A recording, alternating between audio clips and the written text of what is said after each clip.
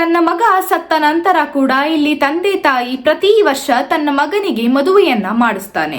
ಹೌದು ವೀಕ್ಷಕರೇ, ತೆಲಂಗಾಣದ ಮಹಬೂಬಾಬ್ ಗ್ರಾಮದಲ್ಲಿ ಇರುವಂತಹ ದಂಪತಿಗಳಾದಂತಹ ಲಾಲು ಮತ್ತು ಸುಕಮ್ಮ ಅವರ ಮಗನಾದಂತಹ ರಾಮ್ ಕೋಟೆ 2003ರಲ್ಲಿ ಆತ್ಮಹತ್ಯೆಗೆ ಶರಣಾಗ್ತಾನೆ.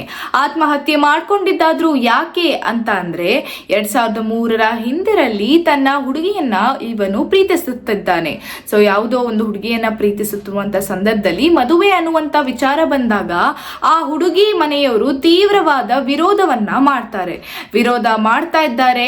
ಒಪ್ಪಂದದಿಂದ ಮದುವೆ ಆಗೋದಕ್ಕೆ ಸಾಧ್ಯ ಇಲ್ಲ ಅಂತ ಹೇಳಿ 2003ರಲ್ಲಿ ರಾಮ್ ಕೋಟೆ ಅನ್ನುವವನು ಆತ್ಮಹತ್ಯೆಗೆ ಶರಣಾಗ್ತಾನೆ.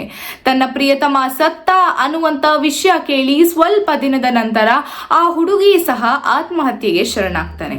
ಸೊ ಈ ರೀತಿ ಇಬ್ಬರೂ ಸಹ ಸತ್ತ ನಂತರ ಇಲ್ಲಿ ಸುಕಮ್ಮ ಅವರ ಕನಸಿನಲ್ಲಿ ಒಂದು ದಿನ ರಾಮ್ ಬಂದಿ ನನಗೆ ಅಂತ ಒಂದು ದೇವಸ್ಥಾನ ಕಟ್ಟಿ ನನಗೆ ಮದುವೆ ಮಾಡಿಸು ಅನ್ನುವಂತ ಒಂದು ಬೇಡಿಕೆಯನ್ನ ಕೇಳಿದ್ದಾನೆ ಅಂತ ಹೇಳಿ ಇಲ್ಲಿ ಲಾಲು ಮತ್ತು ಸುಕಮ್ಮ ಅವರ ಮನೆಯಲ್ಲೇ ಒಂದು ಚಿಕ್ಕ ಗೋಪುರವನ್ನ ಕಟ್ಟಿ ಇಲ್ಲಿ ತನ್ನ ಮಗ ರಾಮ್ ಮತ್ತು ಅವನು ಪ್ರೀತಿಸುತ್ತಿದ್ದಂತಹ ಹುಡುಗಿಯ ಪ್ರತಿಮೆಯನ್ನ ಇಟ್ಟಿ ಪ್ರತಿ ವರ್ಷ ರಾಮನವಮಿ ದಿನದಂದು ಅವರಿಬ್ಬರಿಗೂ ಸಹ ಶಾಸ್ತ್ರೋತ್ರವಾಗಿ ಮದುವೆಯನ್ನ ಮಾಡ್ತಾರೆ.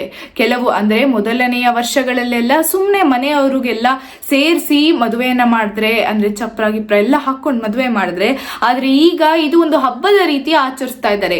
ಇಲ್ಲಿ ಈ ಒಂದು ಮದುವೆಯನ್ನ ನೋಡೋದಕ್ಕೆ ರಾಮನವಮಿ ದಿನದಂದು ಅಕ್ಕಪಕ್ಕ ಊರಿನವರು ನೂರಾರು ಜನರು ಬಂದು ಮದುವೆಯನ್ನ ನೋಡಿ ಹುಡುಗ ಮತ್ತು ಹುಡುಗಿಗೆ ಆಶೀರ್ವಾದವನ್ನ ಮಾಡಿ ಸಹ ಹೋಗ್ತಾ ಇದ್ದಾರೆ.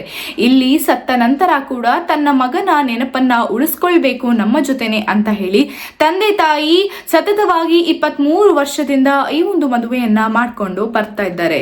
ಈ ಒಂದು ತಂದೆ ತಾಯಿಗೆ ನಮ್ಮೆಲ್ಲರ ಕಡೆಯಿಂದ ಹ್ಯಾಟ್ಸ್ ಆಫ್ ಅಂತಾನೆ ಹೇಳ್ಬೋದಾಗುತ್ತೆ. ಸೊ ಇದೇ ರೀತಿಯಾದಂತಹ ಒಂದು ಅಪ್ಡೇಟ್ಸ್ಗಾಗಿ ಸಾರ್ವಭೌಮ ಟಿವಿಯನ್ನ ಫಾಲೋ ಮಾಡಿ ಮತ್ತು ಸಬ್ಸ್ಕ್ರೈಬ್ ಮಾಡಿ. ಧನ್ಯವಾದಗಳು. ನಾನು ನಿಮ್ಮ ಮೇಘನಾ.